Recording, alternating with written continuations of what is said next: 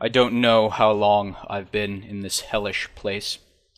It's dark, and I can't remember how long I've been here, or how long I've wandered these dark, wooded halls. At least I've finally found something that maybe, just maybe, I can use. A journal. The cover reads Benedict. Maybe it will help me discover what's happened to me and what has happened here to this hell. September 12th. I began my search in the summer of 1956 after hearing of the town of Weeks, a place that had an unusual number of missing persons reports. America is filled with such towns, but what made this one more odd than some was that there had never been a report of a body found.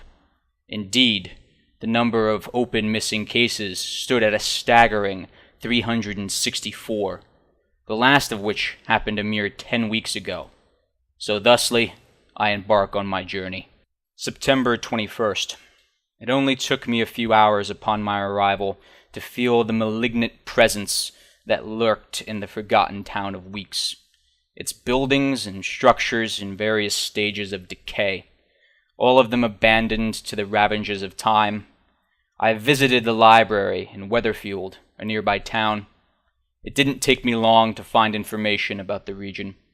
Once a vast, prosperous, and sprawling industrial area, Weeks suddenly became a ghost town, not through the lack of iron ore, but an account of a series of terrible disasters.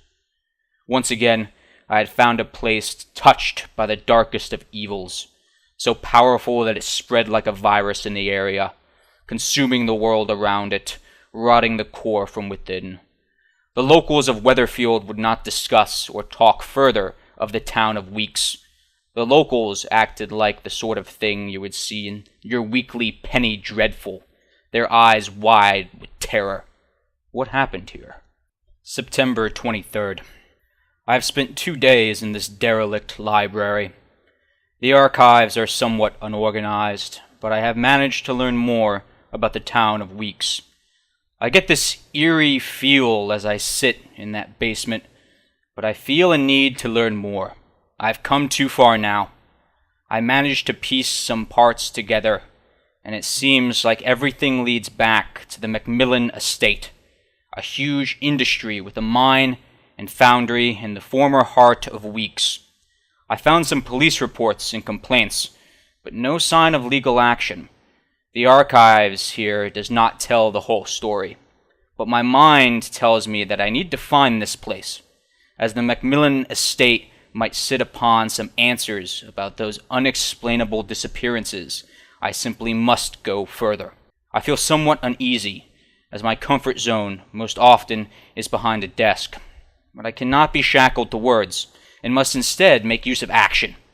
All I have managed to find out is that some deaths occurred, and it was just shortly after that this rot took hold of Weeks. I have tried to find my way, and asked the librarian, but she refused to even talk about it. Old maps in the archives show the way, but no one is willing to take me. I will set forth tomorrow on my own. Date? Unknown. I cannot explain what happened today. I awoke to find myself in this strange place. I have no memory of how I came here. My last recollection was of leaving Weatherfield and beginning my journey towards the Macmillan estate. The last part I had to travel by foot. A seemingly never-ending fire burns next to me. I cannot tell how long I lay asleep. This area of woods seems to have no day or night, just an intolerable gloom. Unsure what awaits me, will keep filling this journal, maybe with the hope to warn others. Entry 1 after the awakening. Am I alive? I no longer know or care. I have tried to hike my way out of these forsaken woods to no avail. Multiple times I have tried to escape the fog, and each time I have come face to face with a nameless terror that stalks the darkness. A being in human form, even though I feel human is an exaggeration. It is a shadow of its former self, a horrid shadow. I fear I cannot escape this place, nor the being stalking these woods. I just barely managed to escape, Silence is the key, it seems. I have also seen this evil thing. The entity reaches out to pluck those who fall into its path, bringing them to its hideous construct, where it plays with their soul for all eternity. The entity curses those innocents with an endless game of life and death. Each death brings an awakening into a fresh hell, where the hunt begins again. I am but a mere puppet in this grim theater. Entry 6. What defines reality? Is it just that you can taste and touch? Feel the pain as the blade slides in between your ribs?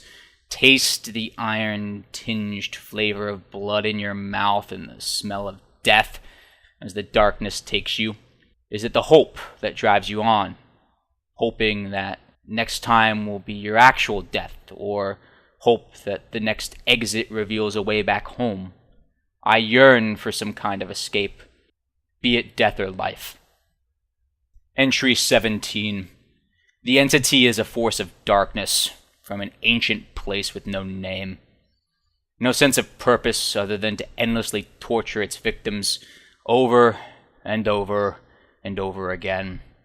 It is torture and not death it seeks, as there is always an escape. Perhaps it feeds off our hope, for it seems to offer it to us before dashing it cruelly at the last second.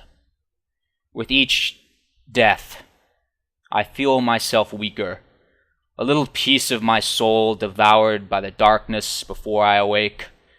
I fear eventually I will lose hope.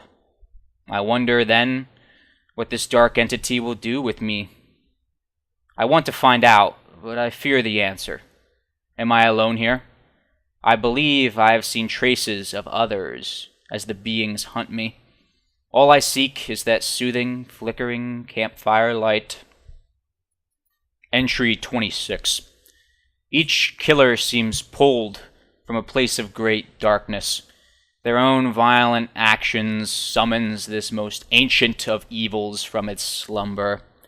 The entity reaches out, taking them willingly into the place between worlds, where it demands they do its bidding. They must hunt and kill the prey set in front of them. Some go willingly, others need to be convinced. The entity tortures them until they are less human and far more thing, until the last light of humanity has faded from their souls, and they take up their weapons and sacrifice the survivors. The killers are needed to feed the entity with the hope that keeps it alive. I am a pawn in this parasitic charade. Entry 49. My travels have revealed 4 hellish places connected by one true evil. Each one features a past so violent and disturbing that it all ends up a jumble of things I will never forget. In these places of such foul thought, something lurks between the fabric of what we know as real and the dream world. Awoken by violence, it touches our world, calling the killers and victims to it. The more it pulls from the real world, the stronger it becomes and the more it spreads. I came seeking answers, but I drown in riddles instead. I know not how long I will be able to carry on. I have all the time in the world, but only during the small pauses that I am granted. During the hunt, my time is restrained.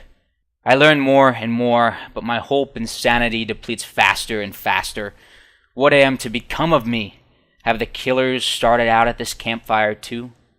I bid this journal adieu. I must focus on staying alive. This place is worse than I thought. I hope I am not to become what became this poor soul, Benedict. There is more here, much more. Not written as a journal, but pages of information. Perhaps if I... Shh! Quiet! What was that? Something comes. Perhaps I can read more later, but for now, I must be quiet and hidden. Meet me here again when you are able.